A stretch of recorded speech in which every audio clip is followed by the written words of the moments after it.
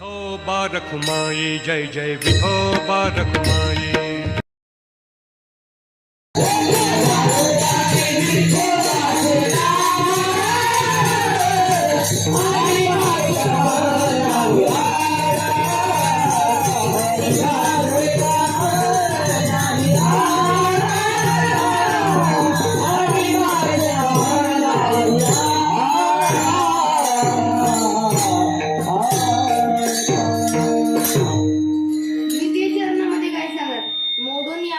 सूक्ष्म दुस्तर केला राज्यभार चालेल. सूक्ष्म आणि दुस्तर ज्या वाटा आहे, ज्या कठीण वाटा सोडून आम्ही फक्त नामस्मरणाची वाट धरलेली आहे असे तुकोबाराय द्वितीय चरणामध्ये सांगतात. तुकोबाराय काय सांगतात? राघव चैतन्य केशव चैतन्य सांगितले खून मालिकेची बाबाजी आपुले सांगितले नाम मंत्र दिला रामकृष्णरी. तुकोबारायने आपल्याला कोणता मंत्र दिलाय?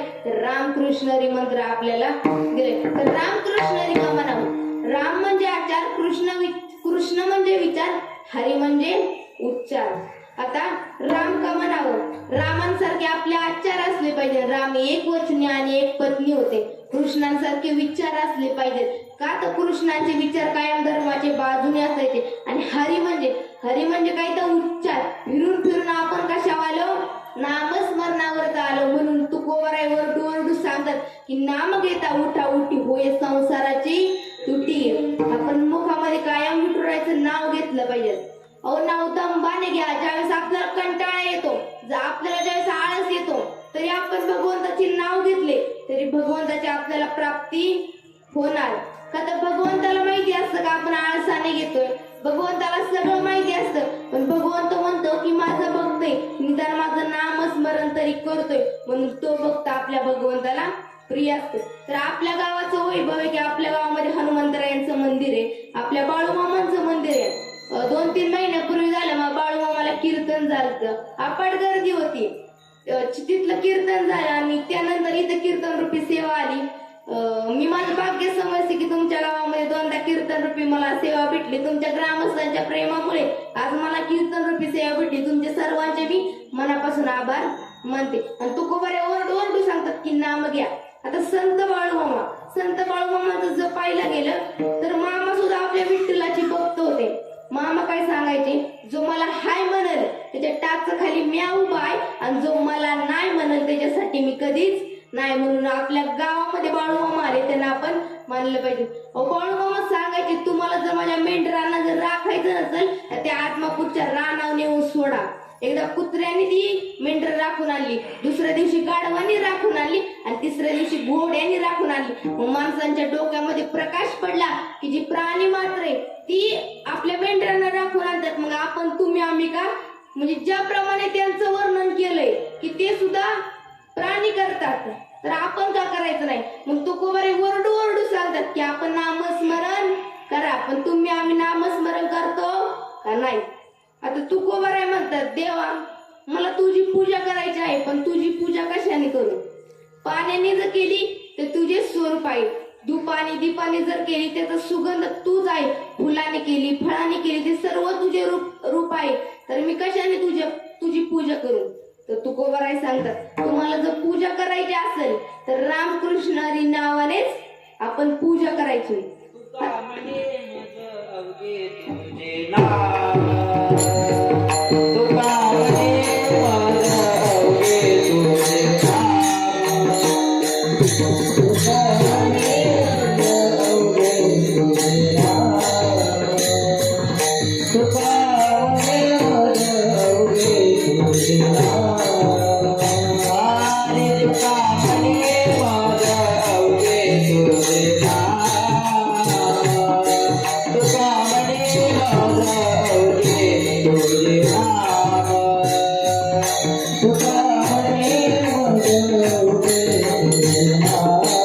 Oh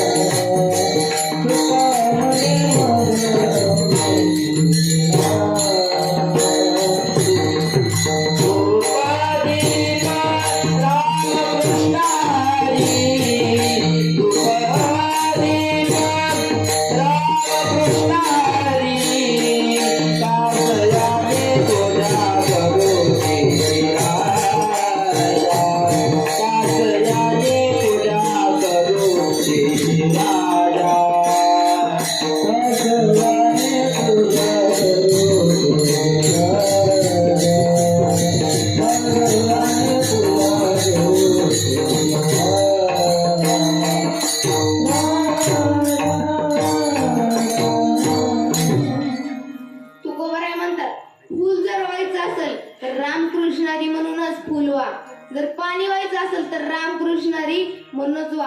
तांबूल जर व्हायचं असेल त्यांनी रामकृष्ण हरी नावाने वा. तुम्हाला कुठलीही गोष्ट जर करायची असेल तर ती फक्त नामस्मरणाने करा.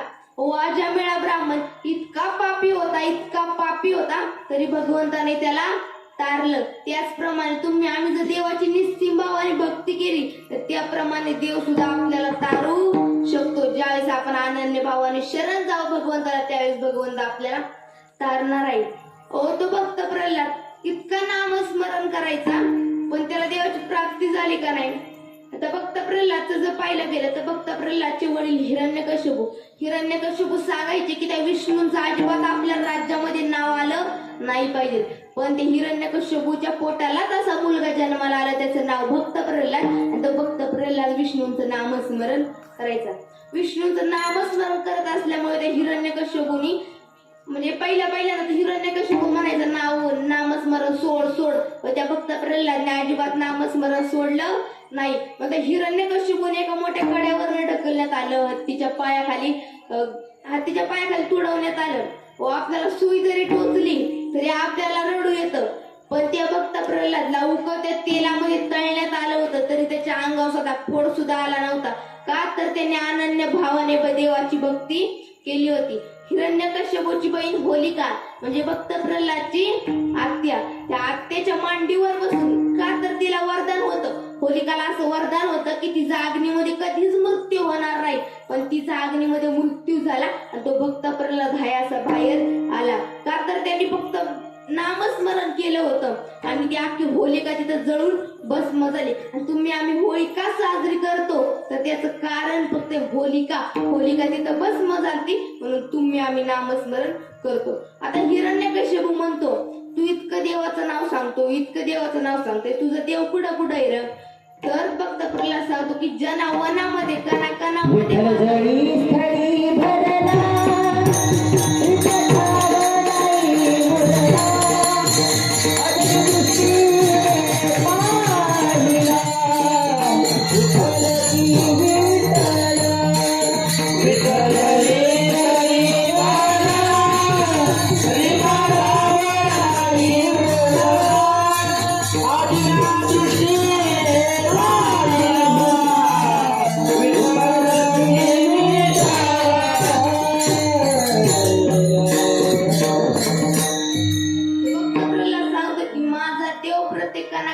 प्रत्येक फुलामध्ये जो प्रत्येक व्यक्ती त्या व्यक्तीमध्ये सुद्धा माझा देव आहे. आणि तिथंच ती उभी असतात आणि तिथे एक खांब असतो तो भक्त प्रल्हाद त्या खांबाला लात मारतो आणि लात मारला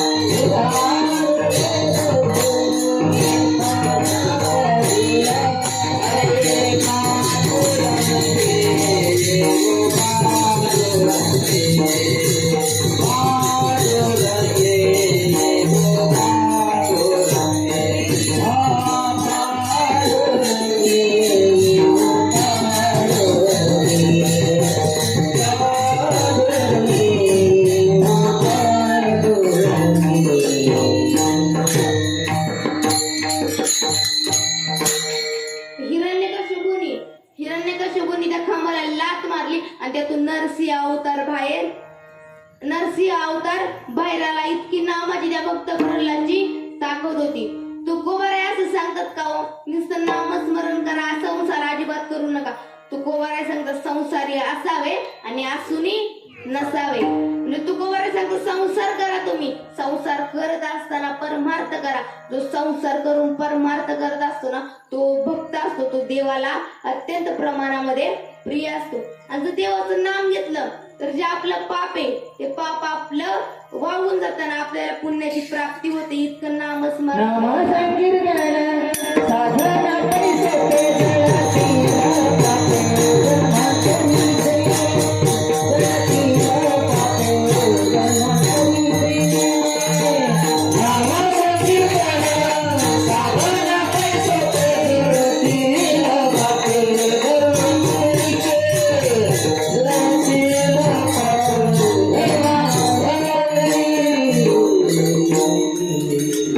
तुकोबाराय सांगतात की नामस्मरण करा. नाम घेता उठा उठी होय संसाराची तुटी. आपण नामस्मरण केलं म्हणजे केलंच पाहिजे. अमृतावनी ते देवाचं नाव गोड आहे. आपल्याला पुण्याची प्राप्ती होते.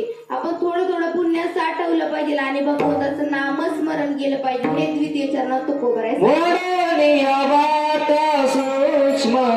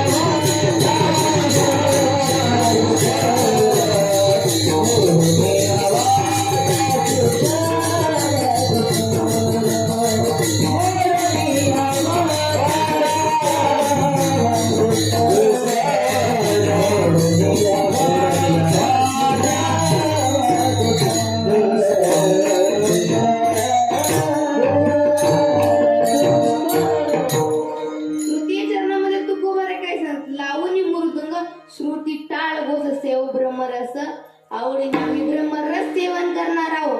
कशाचा?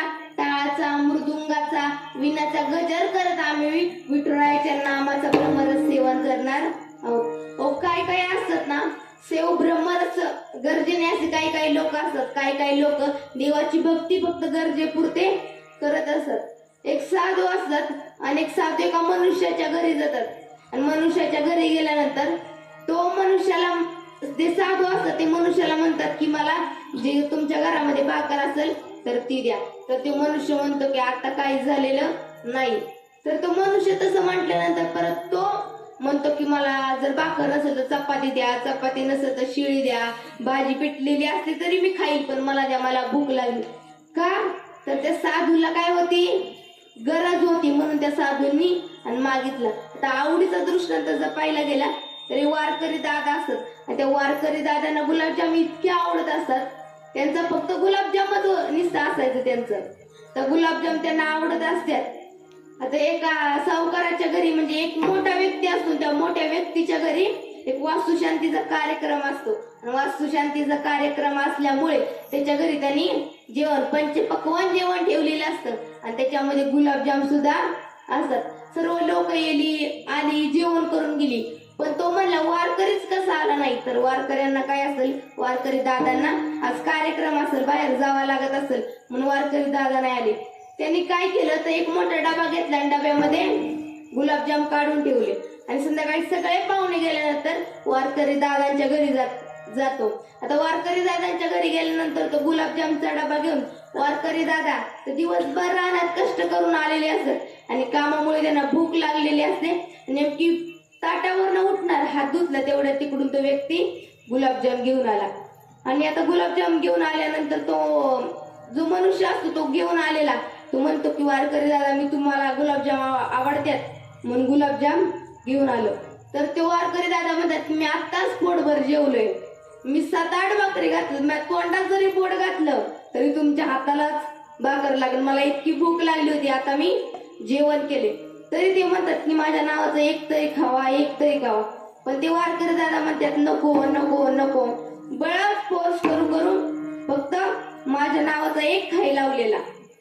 त्याला आवडत असल्यामुळे तिच्या नावाचा एक सुद्धा त्याने गुलाबजाम ठेवला नाही. ते गुलाबजाम इतके छान होते, मुरलेले होते, तोंडाला पाणी सुटलं. काय तुमच्या काय माझ्या तोंडाला पाणी सुटलं इतकं. मग त्यांनी एक सुद्धा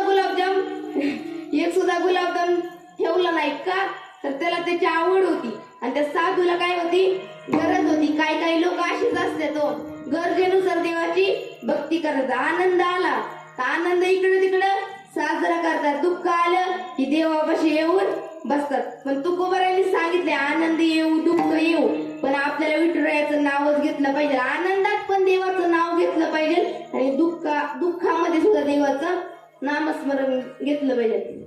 बघा मागाशी सांगितलं की यंदा बायका बसले कधी देवाचं नाम घेत नाही, ह्याची त्याची साडी लावत असतात नुसती.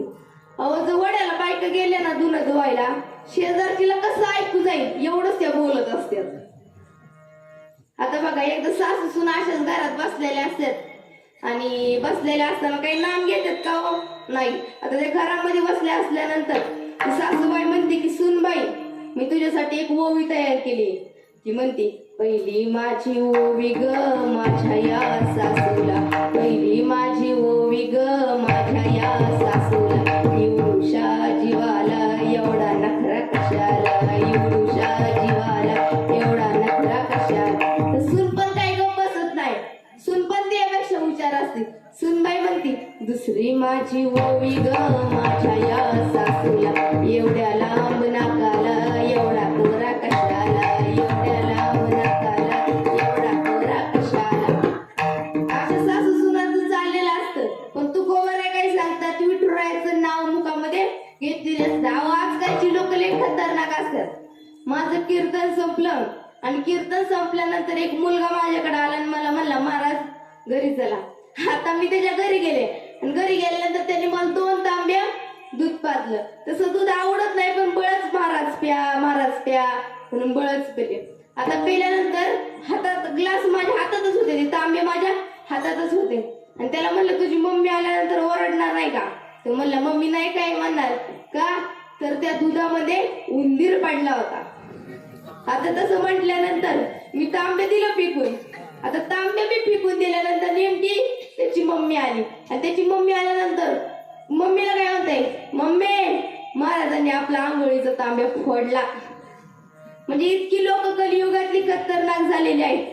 बघा एक येडं इकडून येतं आणि एक येडं तिकडून येतं. इकडचं येडेला म्हणतं की माझ्या हातात काय आणलंय, तुझं ओळखून दाखवलं तर अख्खे टोमॅटो तुला, आणि किती किलो आणलेत जर सांगितलं तर 2 किलो तुला, आणि कुठून आणलेत जर सांगितलं तरी गर्दरवाडीची अख्खी बाग तुझ्या नावावर. इतकी लोक खतरनाक असतात. पण तुकोबारायांनी सांगितलंय या कुठल्याच गोष्टीमध्ये गुण फाडून जायचं नाही, फक्त आपल्याला विठुरायाचं मुखामध्ये नामस्मरण घ्यायचंय. विठ्ठल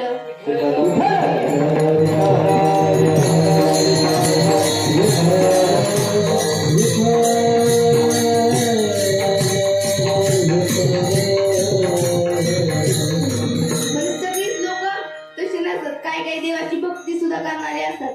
आता ज्या बायका असतात त्यांना ओवी आवडत असते, त्यांना गवळणी आवडत असतात. आता माझ्यासोबत म्हणायची काय, राधे चल माझ्या गावाला जाऊ, सारं गोकुळ फिरून पाहू, राधे चल माझ्या गावाला जाऊ, सारं गोकुळ फिरून पाहू. म्हणा जीवन आलं नाही काय, राधे चल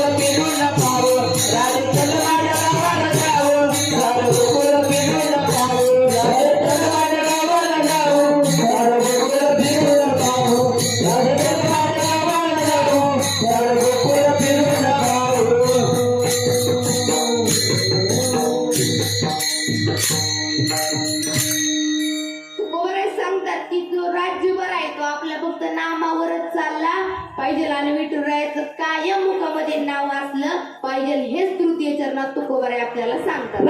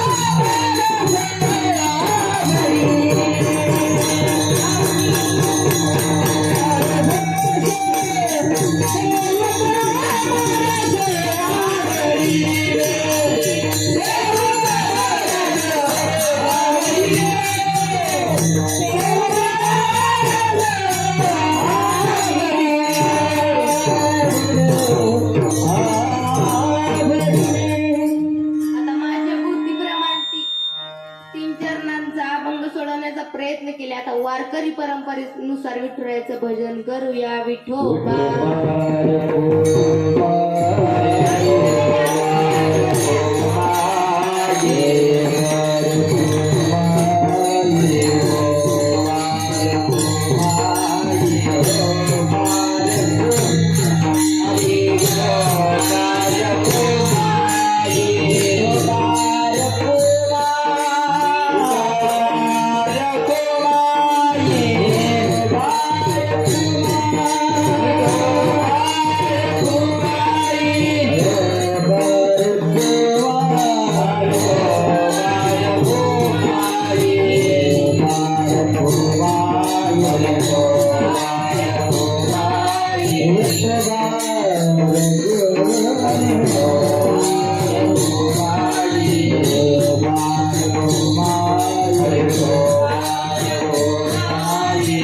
एक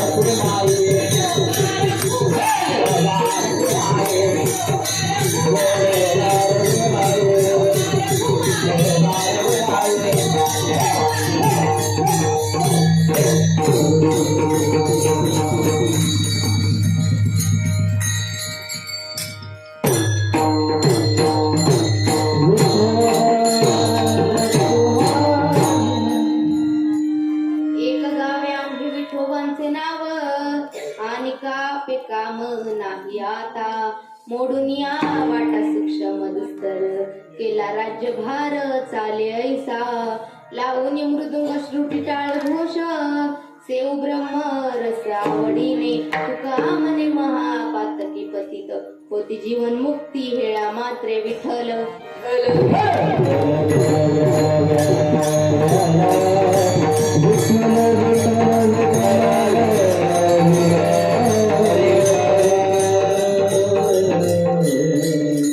अंतिम चरणामध्ये तुकोबारे काय सांगतात तुका म्हणे महापातकी पतित होती जीवन मुक्ती हेळा मात्रे एखादा व्यक्ती एखादा महात्मा आहे तो अगदी पतित म्हणजे इतका पापी आणि तो जर नामधारक झाला तर विठ्ठलाचं मुखामध्ये नाव घेतलं रामाचं जर मुखामध्ये नाव घेतलं तर त्याला पुण्याची प्राप्ती होऊ शकते तुका म्हणे महा पातके पतित तुका म्हणे महा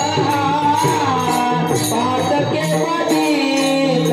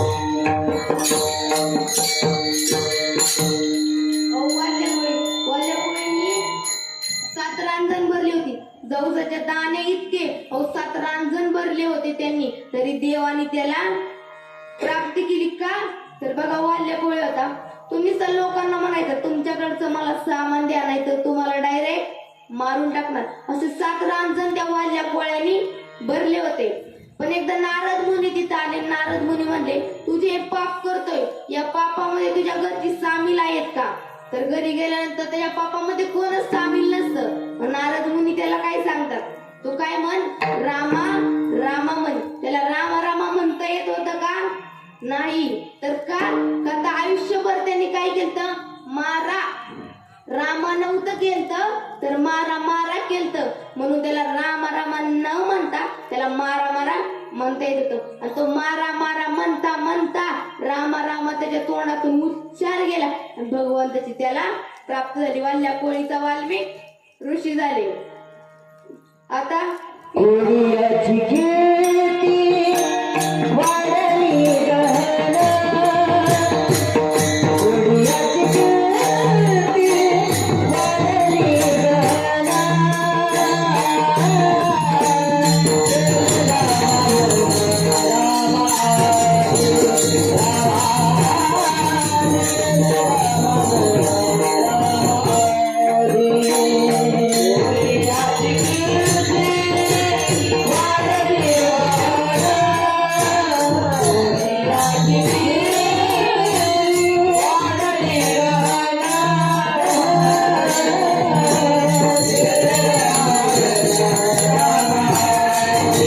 गहन.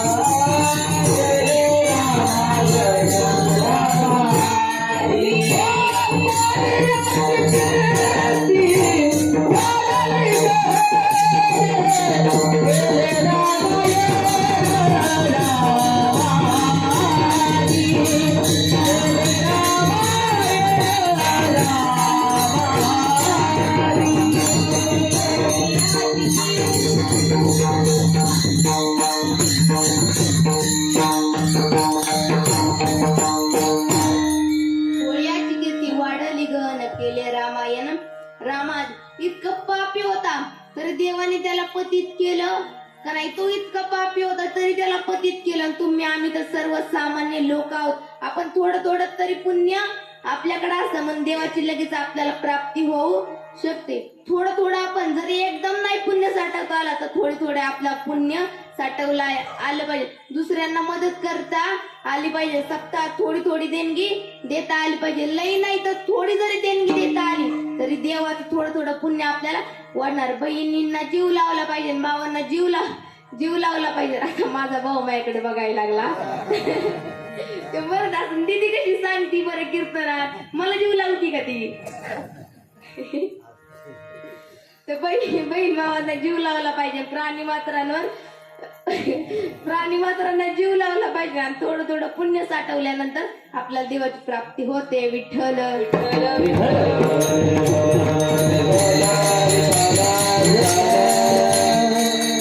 महाराष्ट्रासारखं राज्य नाही, पंढरपूर सारखं तीर्थ नाही, पांडुरंगासारखं दैवत नाही, ज्ञानोबरायांसारखे संत नाही, ज्ञानेश्वरी सारखा ग्रंथ नाही, वारकरी संप्रदायासारखा पंथ नाही, रामकृष्ण सारखा मंत्र नाही, रामायणासारखी आचारसंहिता नाही, दशरथासारखा पिता नाही, कौशल्यासारखी माता नाही, प्रभू श्रीरामांसारखे पुत्र नाही, सीतेसारखी सून नाही, बिभीषणासारखा मित्र नाही, रावणासारखा शत्रू नाही, काळजाहून काळे काहीच नाही, लोण्या इतके मऊ नाही, माणसाच्या शरीरा इतकी तर कोणाचे शरीर नाही. आणि या महाराष्ट्रामध्ये छत्रपती शिवाजी महाराज होणे पुन्हा शक्य नाही. प्रत्येक स्त्रीने जिजाऊ बनायचं आणि प्रत्येक मुलाने शिवबा बनायचं. प्रत्येक मुलीने जर स्त्री बनलं, जिजाऊ बनलं आणि जर प्रत्येक मुलाने जर शिवबा बनलं तर छत्रपती शिवाजी महाराज आपोआप जन्मल्याशिवाय या महाराष्ट्रामध्ये राहणार नाही. पण बघा आपल्या बापाचं स्वप्न काय असतं. जरी आईने 9 महिने 9 दिवस जरी पोटात वाढवलेलं असतं, जरी आईने 9 महिने 9 दिवस पोटात जरी वाढवलेलं असतं, तर ज्याचं बोट धरून आम्ही लहानपणी खेळतो बागडतो, ज्याचं लहानपणी बोट घेऊन खेळतो बागडतो आणि म्हातारपण आल्यानंतर त्या बापाला आपण शाप म्हणत असतो. त्या बापाला कधीच शाप म्हणायचं नाही. मुलगी काय पाहिजे, मुलगी चारित्र्यवान पाहिजे आणि मुलगा जर कर्तृत्वान असला ना त्या बापाला काहीच लागत नाही. हो माझ्या डोळ्यातली आसव कुणी मायेनं पुसना, माझ्या डोळ्यातली आसव कुणी मायेनं पुसना, पुरी हुंड फटाकतो या गोष्ट बापानं सांगताना, पुरी हुंड फटाकतो या गोष्ट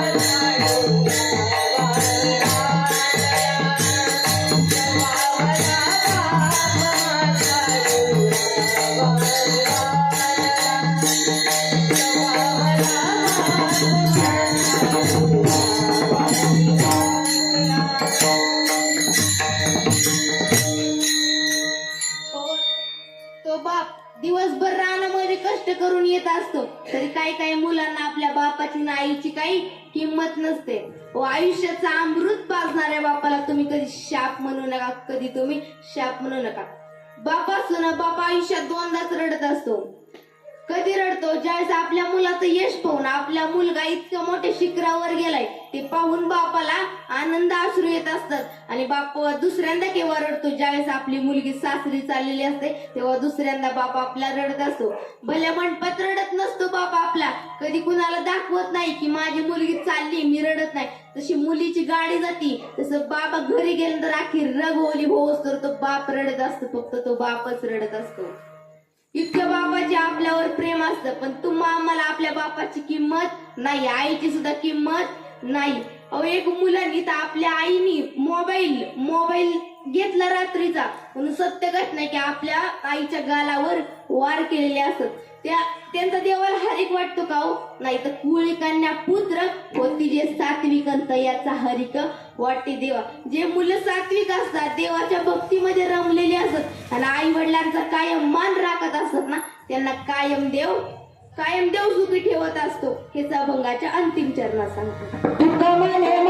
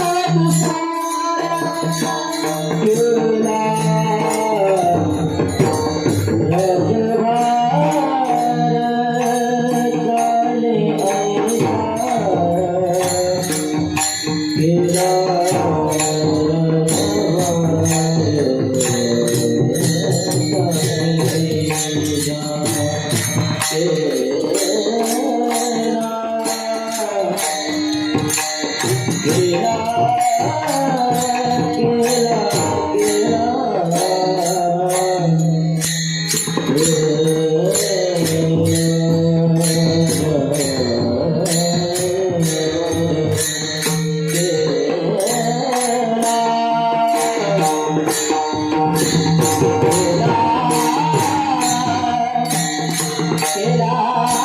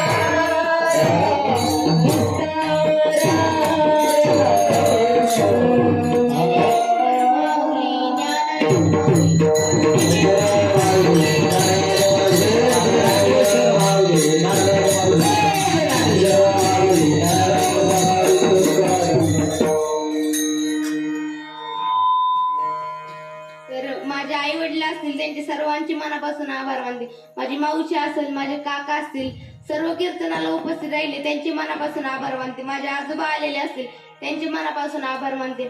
आणि 8वीत असलेल्या लेकरावर तुम्ही विश्वास ठेवून मोहन नागूजी गर्दडे माझेच आजोबा असतील, त्यांनी मला कीर्तन रूपी सेवा दिली, मी त्यांचे मनापासून आभार मानते. मृदुंगमाने असतील तुमच्या मनापासून आभार मानते. बापू गर्दडे काका असतील तुमच्या मनापासून आभार मानते. तर आमच्या गावच्या भूषण असणाऱ्या एक नामवंत कीर्तनकार असणाऱ्या आर्या महाराज शितोळे असतील तुमच्या मनापासून आभार मानते. त्याचबरोबर मुकुंद महाराज असतील तुमच्या मनापासून, राहुल महाराज असतील तुमच्या मनापासून आभार मानते. सचिन महाराज असतील तुमच्या मनापासून आभार मानते. आणि त्याचबरोबर विनेकरी ताई असतील मी तुमच्या मनापासून आभार मानते. जी वारकरी संस्थेतली मुलं आहेत त्यांचे मनापासून आभार मानते. आणि माझा भाऊ कीर्तन रूपी सेवेला उपस्थित राहिला, अनुष्का प्रीती उपस्थित राहिला त्यांचे मनापासून आभार मानते. त्याचबरोबर मयुरी तिचे मनापासून आभार मानते. नाही तर परत घरी गेल्यानंतर मला म्हणत बसेल, दीदी का ग माझं कीर्तनात नाव नाही घेतलं, माझा अभ्यास सोडून आले का नाही कीर्तनाला. मी तिचे मनापासून आभार मानते. निलेश महाराज असतील मी तुमचे मनापासून आभार मानते.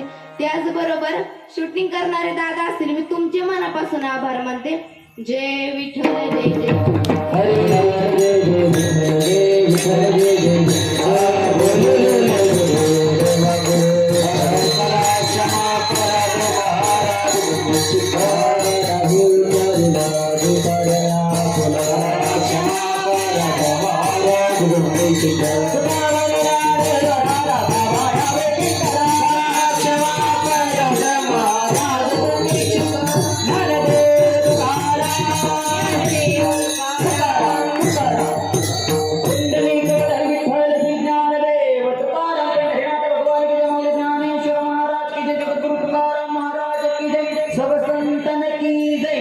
सर्वांनी खाली बाजूला